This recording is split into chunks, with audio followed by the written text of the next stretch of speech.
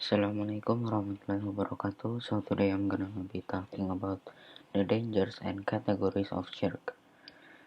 The study of Tawhid cannot be considered complete without careful analysis of its opposite, shirk. This is because we will not be able to understand or appreciate any concept without studying the opposite of this concept. For example, if you want to understand the importance of Sunnah, you will have to understand the dangers of Bid'ah. So if you want to understand the importance of Tawhid, one of the ways is to understand the dangers of Shirk. If you want to make sure that you die upon Tawhid, one of the ways to achieve that is to study the classification and types of Shirk.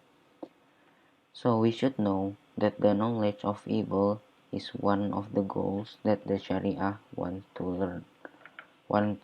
us to learn.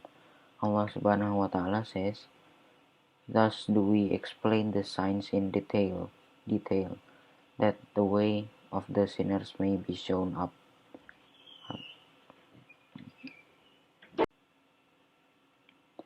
That is why Hudayfa ibnu al-Yaman radhiyallahu anhu used to say, "My companions used to learn the good, while I used to learn the evil. It was said to him, 'What made you do such a thing?' He said, 'Whoever learns the place where evil is will avoid it.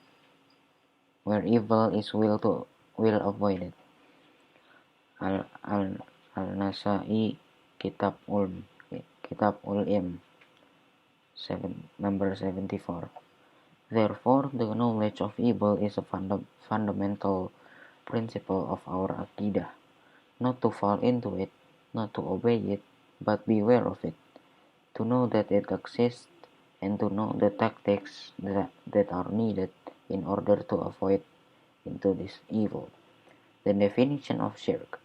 Every single word used in the Sharia has a relationship with the linguistic meaning. For example, zakah linguistically means purification. So we know that the zakah that we pay purifies our money. Linguistically comes from a three-letter root, so, ro, and kaf, which means not be alone or have to have more than one.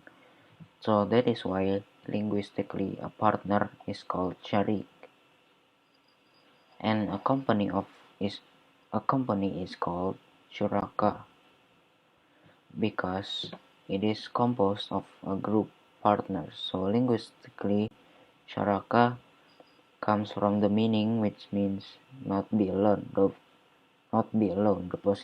opposites of one. The Shari'i legal definition is to make a partner along with Allah Subhanahu wa Ta'ala, and the proofs for this definition are found in the Quran and Sunnah. Then set not up rivals unto Allah when you know the truth. Al-Baqarah. Then set not up rivals unto Allah when you know the truth. Al-Baqarah, verse 22. The dangers of shirk. Number 1. It is resembling the creators with the Creator in terms of the attributes of divinity. For he who ascribes a partner to Allah, he in effect resembles him with Allah. This is the gravest injustice. Allah says, "Verily, shirk is gross injustice." Surah Luqman, verse 13. Injustice signifies putting a thing in a wrong place. Thus, he who worships other than Allah, he places the worship in a place other than its own, and dedicates it to one who does not deserve it. Hence, it is gross injustice. 2. Allah has stated that He does not forgive the one who does now disavow shirk. He says, "Surely Allah will not forgive the sins of ascribing partners to Him, but He will forgive whatever is short of that to whoever He wishes. Surah An-Nisa verse 48. 3. Allah has stated that a mushrik, one who commits shirk, shall be banned from Jannah, that's one of the paradise, and that he shall live in hellfire forever. Allah the Exalted says, surely whoever ascribes a partner to Allah, Allah shall bar him in it from Jannah, and hellfire shall be his abode, and the wrongdoer shall have no helpers. Surah Al-Ma'idah verse 72. 4. Shirk nullifies all good deeds. Allah the Exalted says, were they to commit shirk, then the good deeds which they accomplish would have been nullified. Surah Al-An'am verse 88. And Allah says, it has been revealed to you and to those before you. If you commit shirk, your good deeds shall be nullified, and you shall certainly be of the losers.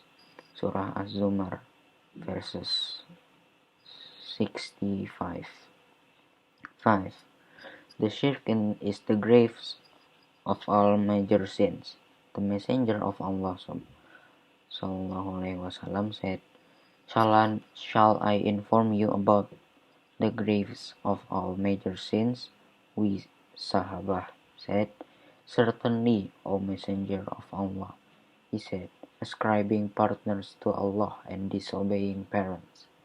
Ibn al-Qayyim said, Allah has asserted that the purpose of the creation and the commands is that He should be recognized by His names and attributes and be worshipped alone, with no partners ascribed to Him, and that people should maintain justice, through which the heavens and the earth were established. Allah the Exalted says, Verily, we sent our messengers with clear proofs, and sent down with them the book and the balance, justice, that people may establish justice. Surah Al-Hadid verses 25. Allah informed us that He sent the messengers and revealed the books for people to establish justice. The greatest form of justice is Tawhid, which is its spearhead and backbone, and shirk is injustice. Allah says, surely shirk is the greatest zulm, or wrong indeed. Surah Luqman verse 13. 6. Shirk is the gravest form of injustice, and Tawhid is the best form of justice. Hence, whatever opposes this purpose most is considered as the gravest of all major sins. Ibn al-Qayyim went on to say, and since shirk in particular opposes that purpose, it is absolutely the gravest of all major sins. Allah, glory be to Him, neither accepts a good deed performed by a mushrik, not an intercession made in his favor. He does not respond to his supplication or accepts his hope for having it fulfilled. The mushrik is the most ignorant of Allah for setting a rival from creators to the one who created them, which is the worst type of ignorance and the worst type of injustice on the part of the mushrik. Even though the mushrik does not wrong his Rabb or Lord by his shirk, but in reality he wrongs his own self. Shirk is defaming and derogatory from which Allah declared Himself far removed. He who ascribes a partner to Allah, he in effect asserts to Allah what Allah declares Himself free from, and this is the worst form of opposition and defiance to Allah the Exalted. The categories of shirk. There's shirk in Rububiyah, by association and negation. Syirk. Second, syirk in al-asma wa sifat, syirk by humanization and deification. Third, syirk in ibadah uluhiyah. Asyirk al-akbar, major syirk. Asyirk al-asghar, minor syirk. So that's all from me. Wassalamualaikum warahmatullahi wabarakatuh.